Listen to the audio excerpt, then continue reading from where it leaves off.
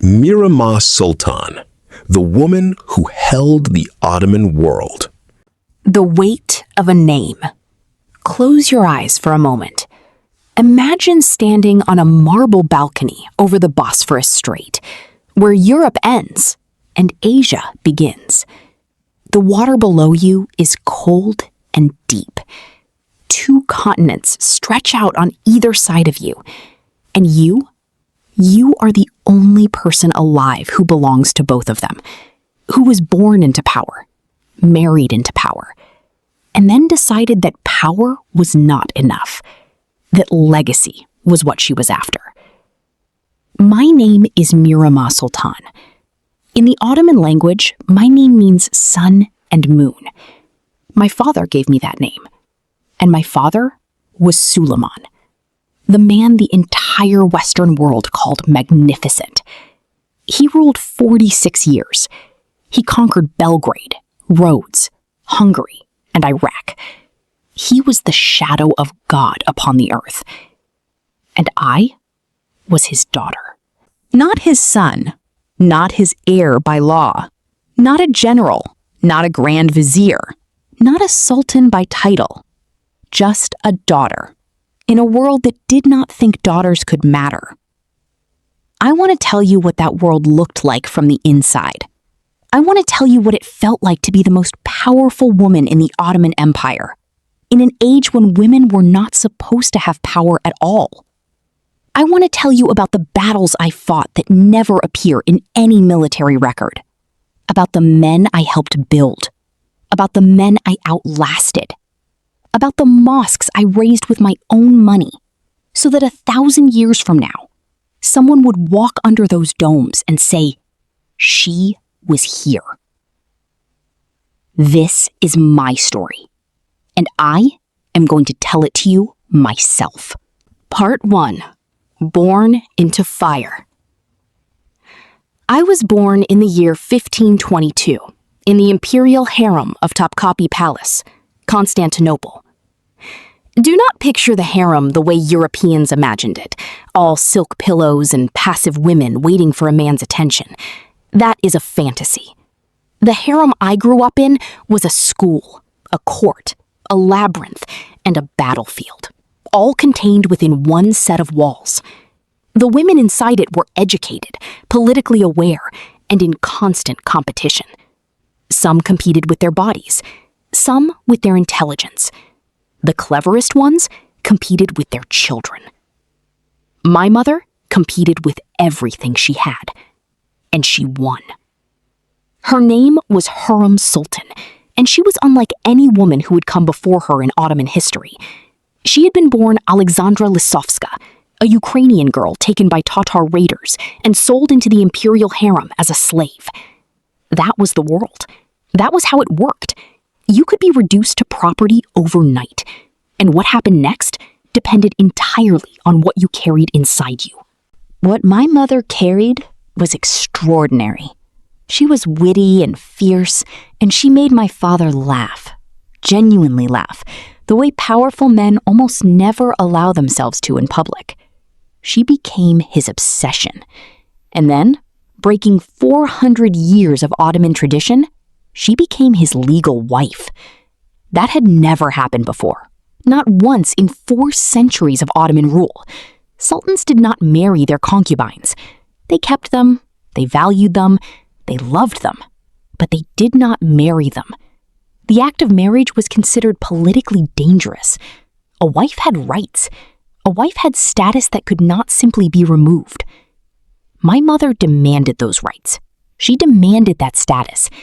And Suleiman the Magnificent, conqueror of half the known world, gave it to her. I watched all of this as a child and understood none of it. What I understood was simpler, that my mother was never afraid, that when she walked into a room, the room changed, that my father looked at her the way the palace poets described the sun looking at the horizon, like something precious that kept slipping just out of reach, and the chase itself was the point. I decided very early that I wanted to be looked at that way, not by a man, not for love. I wanted the world to look at me the way my father looked at my mother. Like I was worth chasing. Like I was irreplaceable. I had no idea what that ambition would cost me. Growing up in Tokapi, I had 5 brothers. Mustafa was the eldest, from a different mother. Tall, charming, beloved by the Janissary soldiers, their obvious favorite for the throne. Then came my mother's sons, Mehmed, Selim, Bayezid, and the youngest, Jihangir, who was born with a curved spine and suffered for it his entire short life. I was the only daughter. That sounds like a disadvantage. In some ways, it was. No one was grooming me for military command or grand vizierate. No one was watching me for signs of political ambition and deciding whether to have me executed for it. That last part was not a small thing. Let me explain something about growing up as an Ottoman prince. It was not a pleasant childhood. The tradition of fratricide, the killing of brothers upon a new sultan's accession, meant that every boy in the palace understood from a very young age that his brothers were also his potential executioners. They shared tutors, shared meals, shared childhood games. They also understood that one day, only one of them could survive. My brothers lived under that shadow every single day. I did not. And the freedom that came from not being a threat made me, paradoxically, safer than any of them. I used that safety as a door. I walked through it and started educating myself in ways women rarely did. The palace had libraries, magnificent ones, thousands of manuscripts in Arabic, Persian, Turkish, and Greek. My father was himself a poet, publishing under the name Muhibi, meaning the beloved. He valued intellect. He made it possible, even fashionable, for the women of his household to be educated. I read law. I read theology. I read the histories of the great Islamic caliphs, the Byzantine emperors who had lived in this very city before us, and the records of my own Ottoman ancestors, going back to Osman himself, the founder of our line. I also read geography. Maps fascinated me. The empire my father had built stretched from Hungary in the north to Yemen in the south, from Algeria in the west to Azerbaijan in the east. Every frontier was a problem to be managed. Every province was a network of governors, taxes, loyalties, and grievances. I began to understand governance not as the glamorous thing it looked like from the outside, but as the grinding, complicated, never-finished work it actually was. My teachers noticed. My father noticed. He began, quietly, to include me in conversations that other daughters were never part of. Not formal councils, that would have been too radical, too visible, but dinners where powerful men were also guests. Afternoons in his private garden, where he would explain a diplomatic problem out loud, apparently to no one, and wait to see if I responded. I always responded. By the time I was 11 years old, Suleiman the Magnificent treated me less like a daughter and more like a trusted advisor, who also happened to be his daughter. It was the most unusual relationship I have ever seen between a father and a child, and I cherished every moment of it. It would not last in its uncomplicated form. Nothing does. Part 2. The Marriage. 1539. When I was 16 years old, my father decided it was time to find me a husband. This was not unexpected. Daughters of the Sultan were always married. The question was to whom, and what that marriage was meant to accomplish. An imperial princess was not simply a woman getting married. She was a diplomatic instrument, a political alliance, a statement about where the empire's trust was being placed. My father placed his trust in a man named Rustam Pasha. When I first heard the name, I did not react well. Rustam was approximately 32 years old when my father proposed the match. He had been born in Croatia, the son of a pig farmer by some accounts, though he himself was always vague about his origins, which told me something. He had risen through the Ottoman military and administrative ranks entirely on the basis of competence. He was cold, meticulous, relentlessly effective, and almost entirely without charm. He was also, at the time of our engagement, the governor of Diyarbakir, a post he had carried out so efficiently that my father's Grand Vizier had already identified him as a man to watch. I did not want to marry Rustam Pasha. I want to be honest about that. There was a rumor that spread through the harem at the time that a physician had examined Rustam and declared him free of lice as proof that he was not diseased and therefore a suitable match for a princess. Whether that story is true, I cannot say, but the fact that it was whispered tells you everything about what the women of the palace thought of this match. My mother, however, saw something I did not see yet. She saw a man who could become the most powerful administrator in the empire, and she saw that he would need an anchor, a connection to the imperial family that would make his authority unchallengeable. If I married him, he would rise, and if he rose, my mother's faction would rise with him. Harem Sultan was always thinking 3 moves ahead of everyone else in the room. I married Rustam Pasha in the autumn of 1539. The wedding was spectacular, because weddings involving imperial princesses were always spectacular, regardless of the bride's feelings about the groom. There were processions through the streets of Constantinople. There were feasts lasting days. The city celebrated. I sat through it all and looked at my new husband and decided that I would understand him before I judged him. What I learned over the months and years that followed was this. Rustam was not warm. He was never going to be warm. He had grown up in a world where warmth was a luxury you could not afford, and he had built himself into a machine of pure competence as a result. He was exacting and careful, and he never wasted a word or a gesture on anything that did not serve a purpose. But he was also honest, unfailingly, almost aggressively honest. He did not flatter me. He did not pretend to feel things he did not feel. When he disagreed with me, he said so directly, which was not something most men in the palace were willing to do with an imperial princess. I found, to my own surprise, that I respected him for it. We never had the kind of love my parents had, the consuming, poetic, letter-writing devotion that my father carried for my mother and expressed in verse after verse under his pen name. What Rustam and I had was something different, a partnership, a genuine intellectual partnership between 2 people who were both, in their different ways, trying to master the same complicated world.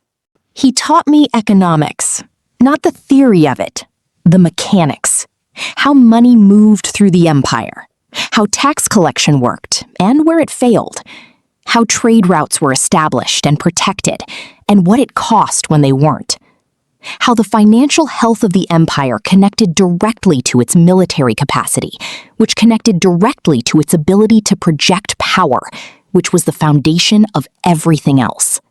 I taught him politics, how to read people, how to manage the palace factions, how to navigate my mother's complex web of alliances without becoming trapped in it, how to appear loyal to power while quietly building your own.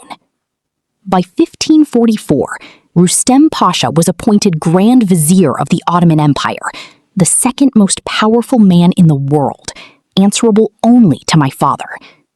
We had built that together. Both of us knew it. Part 3. The Shadow of Fratricide. In 1553, my father killed his son. His firstborn son, Mustafa, the tall, charming prince who had been the Janissary's favorite, the obvious choice for the throne. The young man half the empire had already decided would be the next sultan. Suleiman had Mustafa strangled in his tent during a military campaign in Anatolia. The official reason was treason. There were letters, allegedly, proving that Mustafa had been corresponding with the Safavid Shah of Persia, the empire's greatest enemy. There were accusations that he was planning to move against his father before his father moved against him. Whether those letters were real, I do not know for certain. I know that my mother hated Mustafa and feared him, and would have done almost anything to remove the threat he posed to her own son's chances at the throne. I know that my husband Rustam was the one who brought those accusatory letters to my father.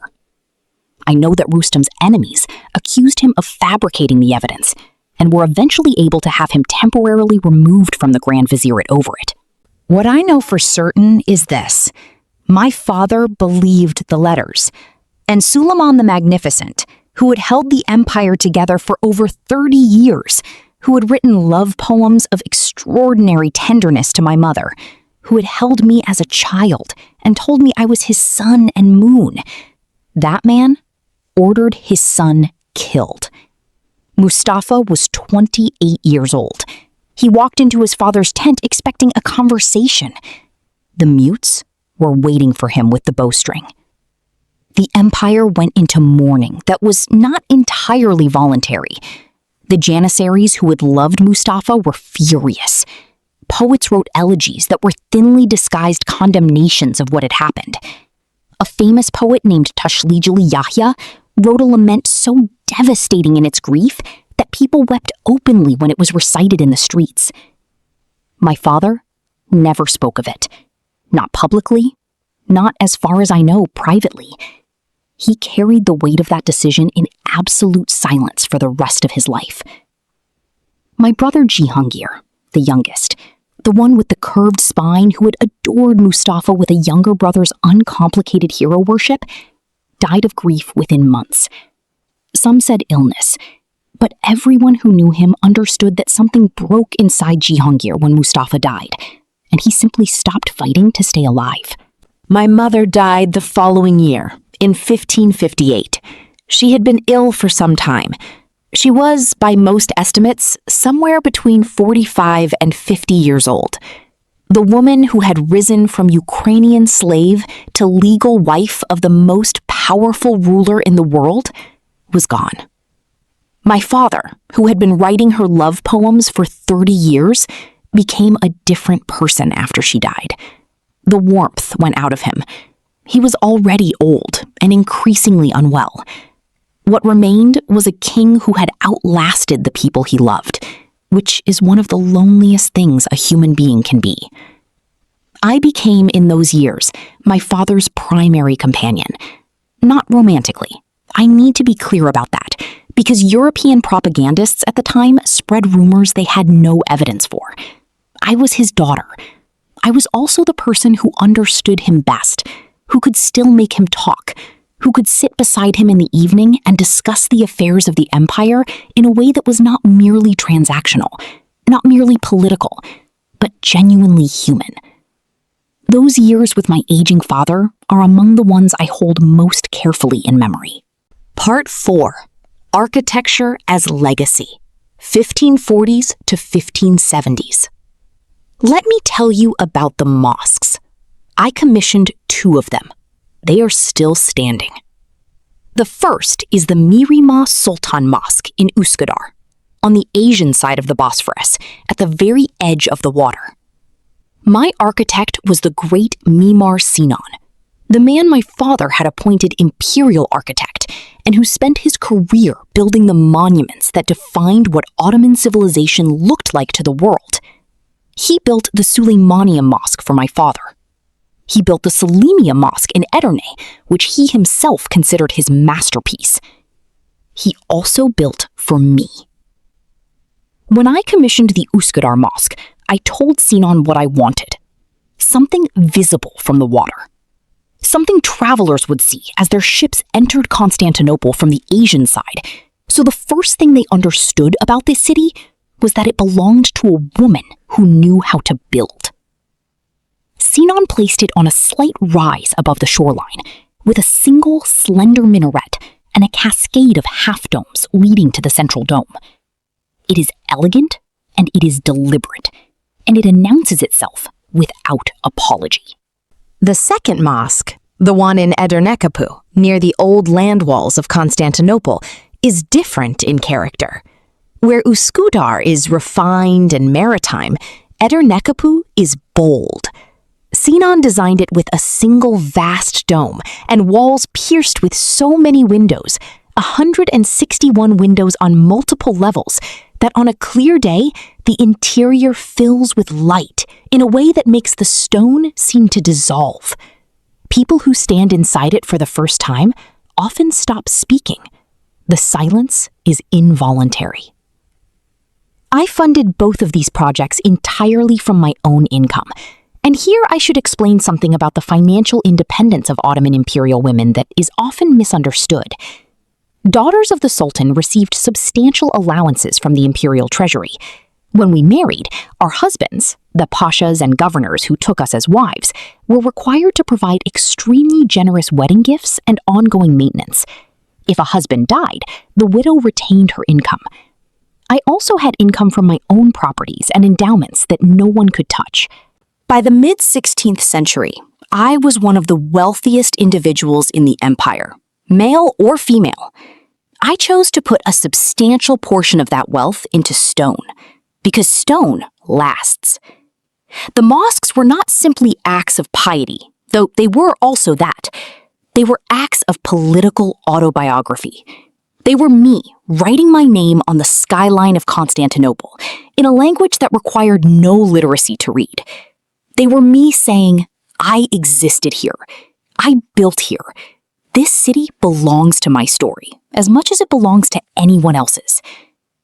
500 years later, both mosques are still in use. Every Friday, people pray in them. They do not all know my name, but they pray in the space I created, under the dome I paid for, facing the direction I chose. That is a kind of permanence most human beings never achieve. Part 5. The Knight of Malta and the Fleet. In the summer of 1565, the Ottoman Empire launched an invasion of Malta. The Knights of St. John, a Christian military order that had been a persistent annoyance in the Mediterranean for decades, were based on that small island, and they had been intercepting Ottoman shipping and raiding Ottoman coastal settlements for years. My father, by now in his 70s and increasingly frail, authorized the campaign. A fleet of nearly 200 ships, carrying more than 40,000 soldiers and citizens, set sail from Constantinople toward a small rocky island in the central Mediterranean. What followed was one of the most brutal sieges of the 16th century. The Knights of Malta, numbering perhaps 600 knights, plus several thousand Maltese soldiers and citizens, held out for nearly 4 months against an Ottoman force, many times their size. They bled the Ottoman army catastrophically. When Spanish reinforcements finally arrived in September, what was left of the Ottoman fleet and army withdrew. The Great Siege of Malta, as the Europeans called it, was an Ottoman failure. The campaign had cost an enormous amount of money. I funded part of it. This is documented. I provided money to finance the fleet that sailed for Malta. My contribution helped arm and supply ships that would be used in a military campaign. I want you to sit with that for a moment. A 16th century woman, operating within a world that formally excluded women from military and political decision-making, contributed enough money to the Ottoman Navy's campaign to be recorded in the historical accounts of it. Not as a passive donor, as a significant financial force. After Rustam died in 1561, I had become increasingly independent. I had no sons. My children with Rustam had not survived, and I had had no children after his death. The heir question, so central to any Ottoman woman's status, did not apply to me in the way it applied to others.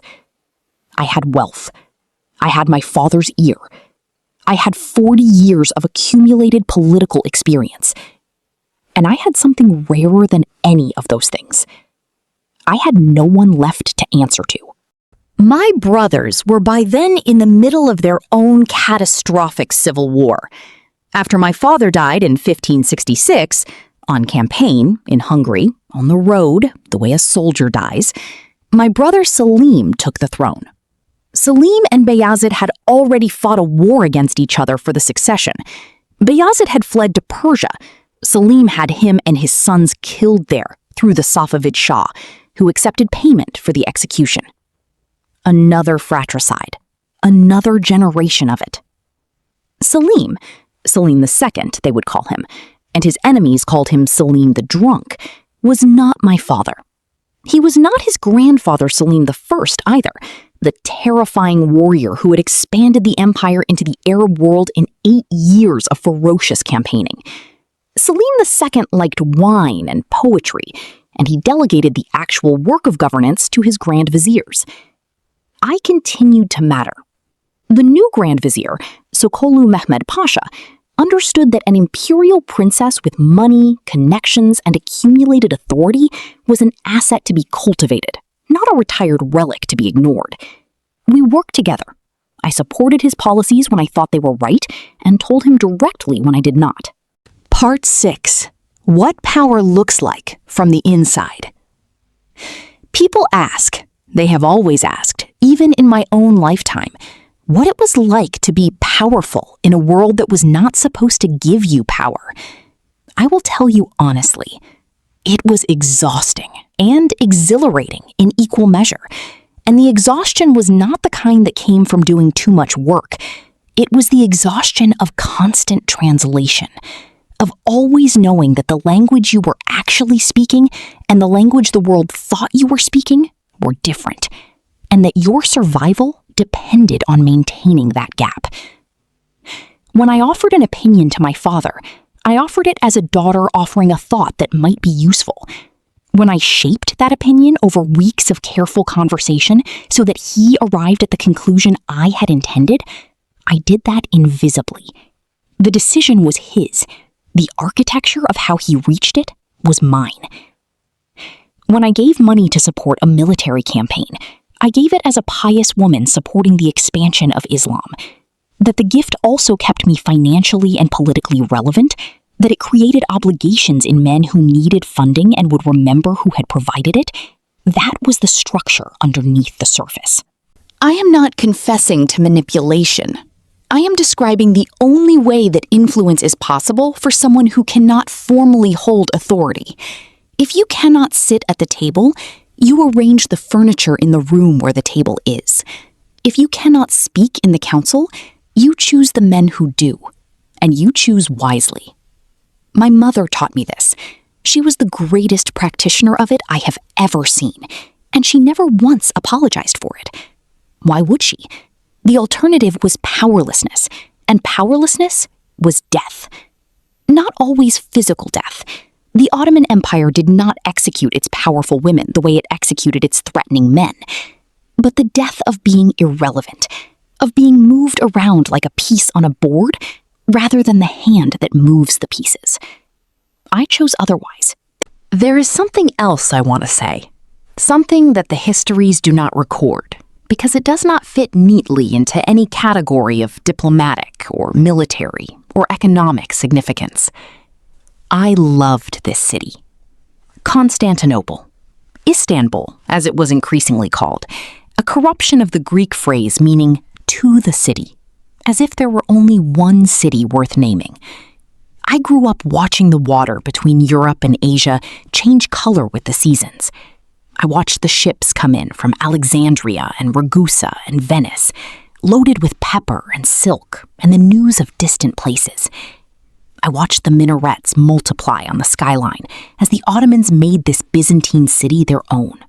My father's mosques, then the ones I built, then more and more, until the silhouette of the city was a forest of domes and towers, pointing toward a sky that belonged equally to everyone looking up at it. I loved the noise of the bazaars and the quiet of the libraries. I loved the diplomatic receptions, where I could watch men from 5 different cultures all pretending to understand each other perfectly. I loved the evenings when my father would call me to his garden and we would talk until the stars appeared. I loved all of it, and I knew even while I was living it that I was living in the center of something extraordinary, that the Ottoman Empire in the 16th century was one of the great civilizational achievements in human history. Not because it was perfect, because it was not. Because power at that scale always carries violence inside it. But because it was genuinely vast and genuinely complex, and genuinely, at its best, capable of holding within it a plurality of human experience that most political systems never attempted. I was lucky to have been born inside it, and I worked every day of my adult life to deserve that luck. Part 7. The Last Years, 1570s to 1578. By the 1570s, I was in my 50s, which in the 16th century was old. My father was dead, my mother was dead. My brothers Mehmed and Jihangir and Mustafa were dead. Bayezid was dead. Rustem was dead. The Sultan on the throne was my brother Selim II, who died in 1574, reputedly after a fall in his bath, or perhaps from other consequences of his well-documented drinking, and was succeeded by his son, my nephew, Murad III. I had outlasted nearly everyone. The Ottoman system of government depended enormously on the Valid Sultan, the mother of the reigning sultan. Murad's mother, Nurbanu Sultan, was an extraordinary woman in her own right, a Venetian-born woman who had risen through the harem and was now the most formally powerful woman in the empire. She and I had a careful, respectful relationship. We were not rivals in any simple sense. I had no sons competing for the throne. But we were both aware of the complicated territory we both occupied, and we navigated it with mutual caution.